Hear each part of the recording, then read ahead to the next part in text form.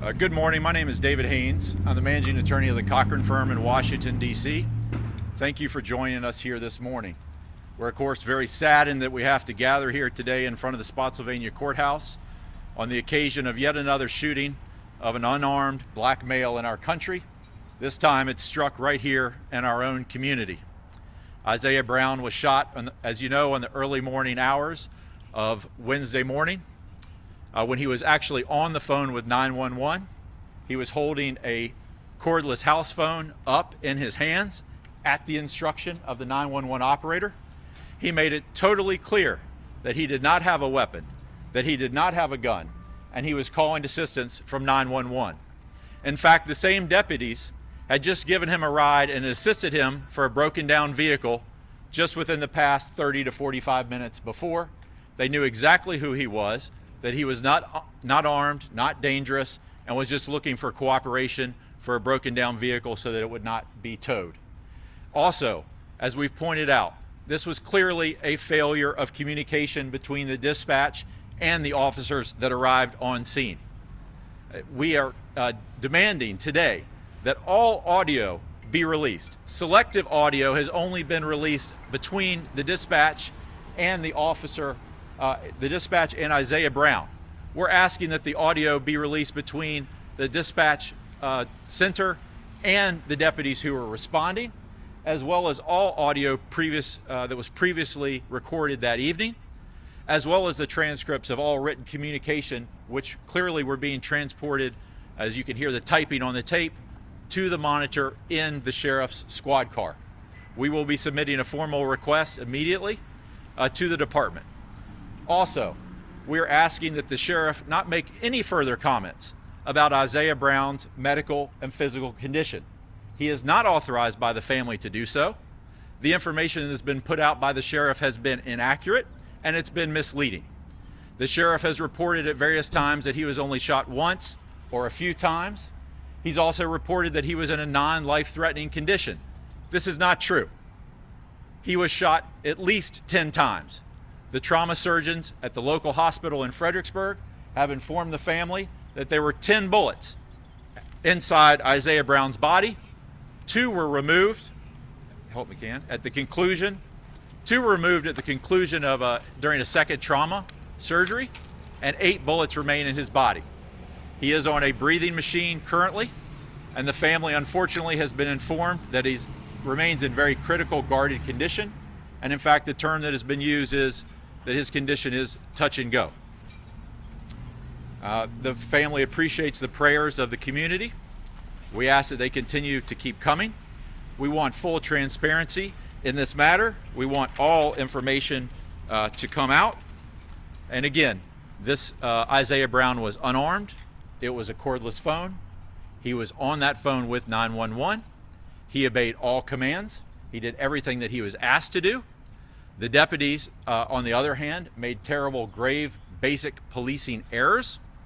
They did not wait for backup. They did not properly light the situation with the light bar on the vehicle.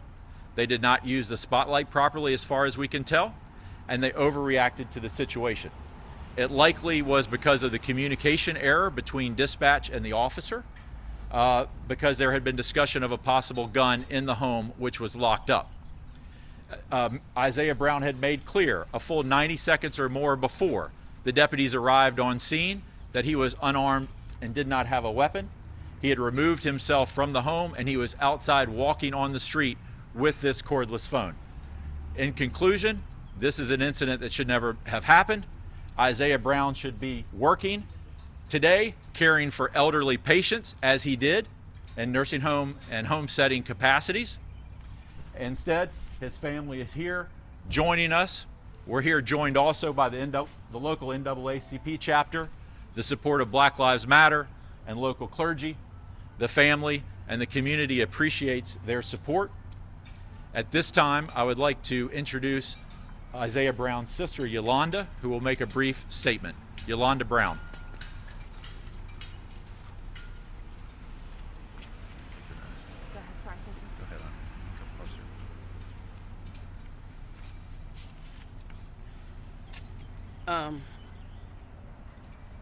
I want to start off, of course, by saying thank you to all the churches, all the organizations, family, friends, everybody that has reached out.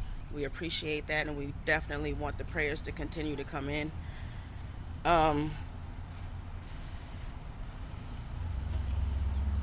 Everybody asked me how many questions I have. I have many that I would like to have answered. How do we feel? I don't really know how to say how we feel. You know, they want me to label this. I'm not going to label this. You know, as a whole right now, this country is divided. It's not one race. It's a lot of minorities that walk in daily fear. It's a fear that nobody should have to feel.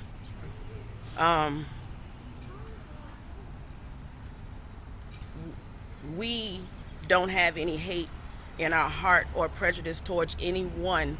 Neither does my brother. The hearts that we have is for everyone.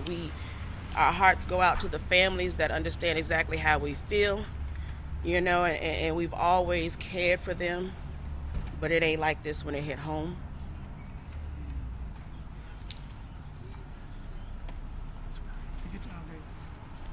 Again, we just say thank you at this time. Isaiah Brown's mother, Jennifer Brown. My concern at this point is just for my son to hopefully come home alive. That's all I have to say right now. This time we'll take any questions. Did anyone from the family actually witness this all happen? I mean, the video is so unclear what happens. Did anybody witness it could say exactly what they saw? His brother was at home but did not witness the actual shooting. He has cooperated with the investigating authorities. We're very pleased, of course, that the Virginia State Police has taken over the investigation and the Sheriff's Office is not investigating themselves, which has happened too many times. We're also pleased that a special prosecutor, Ms. Richardson, has been appointed. He has given a full statement and will cooperate. As you can imagine, because he's a material witness, he'll not be making a statement today, but he's fully cooperating with the investigating authorities. Sir, did anyone from the Brown family meet this officer when they brought Isaiah home? Was there any interaction you did, sir? Yeah, there is some additional information that's come out that we're just learning about earlier interactions earlier in the evening. Information is preliminary at this time, and that's part of the reason we are asking and will be filing Freedom of Information requests to get that audio, as we believe there was even an earlier interaction previously to what was known prior to the breakdown of the vehicle. So we anticipate additional information that will be forthcoming. Any sense that there was friction there of some sort? No, not at all. Not friction. Some information that Isaiah was, a bit depressed. The family had lost a grandmother figure. He was having a difficult situation, a bit of mental stress, and he just needed some assistance. It was not a violent situation. It was not a situation involving friction. This was a situation where the deputies, in fact, did a good deed by giving him a ride to his home because his vehicle was broken down, and it was, just another call for help because they had assisted him the first time, and he didn't know where else to turn. And because of misinformation and failure of communication between dispatch and the road deputies, as we unfortunately have seen several times before in this country, that's a key piece of communication for the deputies as well. We understand the job that they're doing and we want them to be safe. And as Yolanda said, we have no hate in our hearts, and the family does not either. But it's very important that when we're dispatching law enforcement out to a scene like this, that they have the full information. It was a full 90 seconds before that he said he had no gun and he was unarmed. And so clearly the cordless phone should have been identified as just that, the cordless phone. He was on the line with the 911 on the phone. Yes. What's your understanding about whether there was a second deputy there? I mean, predominantly you're the one deputy, but there seems to be another voice. So what can you tell us? Absolutely, and that's a good point. Thank you for the question. Of course, deputies are riding in their squad car in pairs of twos, and we wish to point out that to our knowledge, only one deputy discharged his firearm.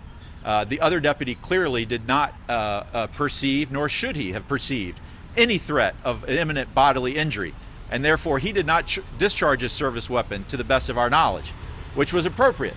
Further indication that the deputy that did shoot Isaiah Brown 10 times acted totally negligently and irresponsibly and overreacted to the scene. As a result of those failures, Isaiah Brown is in intensive care. You heard the sheriff say on Friday, credited this deputy with saving Isaiah Brown's life. What's your response to that? I think the family's response was incredulous. I believe that the sheriff was reporting to the fact that he performed CPR, as of course he's required and trained to do. But it is incredible that he would make that statement that he saved his life by rendering CPR after he's the one that shot him 10 times. I understood you to say Isaiah has a breathing apparatus on. I assume he has not been able to make any comments or share any information about this so far? That's correct. So was the deputy specifically told that he was unarmed from the dispatcher when he arrived on scene? He certainly should have been. We're asking for the audio and any transcripts to be released. It was a full 90 seconds before that Isaiah Brown communicated very clearly to dispatch that he had no weapon and he had no gun. And so there's no reason that the deputy should not have been informed of that. Of course, the dispatch unit is an arm of the sheriff and law enforcement, and they must work in tandem. And so we view those entities collectively as defendants in this case. What would you say, too, you commented on it a little bit, but I mean, it was 30 seconds from the time this deputy exited his vehicle to the time he fired? And possibly less, but as soon as he got out of the squad car, he was yelling, "Drop the gun, drop the gun." And so it's clearly that was a failure of communication as he arrived on scene, and he should have been informed. That the 911 dispatch would know that this is a landline. Of course, they can tell that in the dispatch center. Is it a cell? Is it a landline? What number? You can hear from the audio very clearly. Raise your hands up. He did exactly as he was told. We can hear Isaiah talking and breathing, and as soon as he's instructed to raise his hands up, we don't hear that anymore. So it's very clear that he was obeying commands.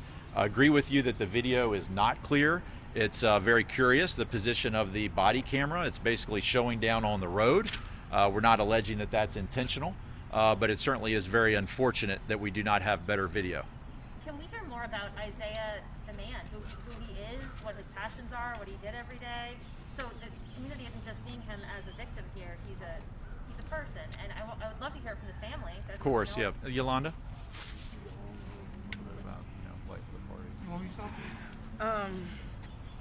Like I've said before, we come from a family where we believe in doing whatever we can for anybody.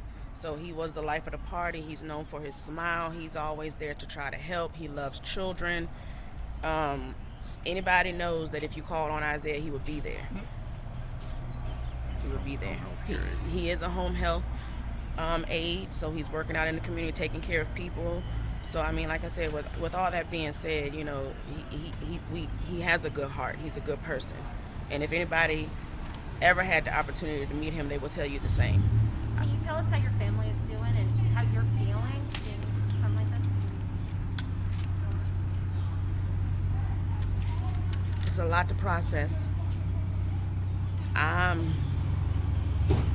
I'm numb. I think we all kind of numb because, like I said, this is my brother. This is a uncle. This is a son. This is a fiance. You know what I'm saying? He's got nieces. He's a great uncle. I mean, it's just a lot. It's just a lot. Thank you all for coming out. Appreciate it. We'll be in touch as more information develops. Sir, can I ask you one more question? Yes, sir. There was one part of the 911 call where they ask if he has a gun and he appears to say young. And then they ask again and he says no. Could any confusion have resulted from that? There shouldn't have been any confusion because he made a very clear statement. There was some discussion about that, but then he's very unequivocal that he did not have a gun, he did not have a weapon, and that was a full 90 seconds before the deputies arrived on scene. Thank you for coming out this morning.